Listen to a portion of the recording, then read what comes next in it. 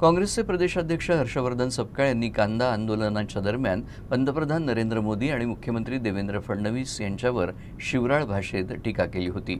त्यानंतर राज्यभरात भाजप आक्रमक झाल्याचं बघायला मिळत आहे। यातच बुलढाण्यात त्यांच्या वक्तव्याच्या विरोधात तीव्र आंदोलन करण्यात आलं।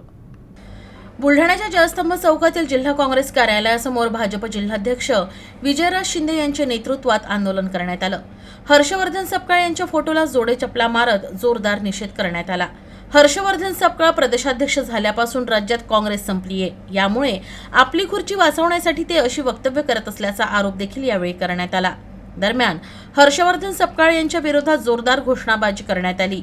यावेळी मोठ्या संख्येनं भाजपचे पदाधिकारी आणि कार्यकर्ते उपस्थित होते। बाईट जी शिवराळ, अश्लाघ्य आणि वाचाळवीरासारखी जी भाषा हर्षवर्धन सपकाळ उर्फ बंटी सपकाळ यांनी वापरली, ही खऱ्या अर्थानं पदाला न शोभणारी, त्यांच्या व्यक्तिमत्वाला न शोभणारी व राज्याचा व देशाचा अपमान करणारी अशी भाषा आहे।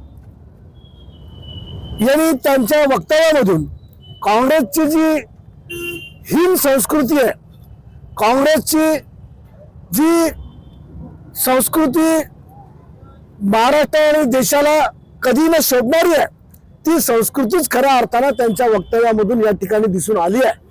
आणि म्हणून भारतीय जनता पक्षाच्या वतीने, बुलढाणा जिल्हा भारतीय जनता पक्षाच्या वतीने आज या ठिकाणी जयस्तंभ चौकात जिल्हा काँग्रेस कार्यालयाच्या समोर आम्ही काँग्रेसचा आणि बंटी सपकाळ याचा जाहीर निषेध आणि धिक्कार या आंदोलनाच्या माध्यमातून आम्ही करतोय।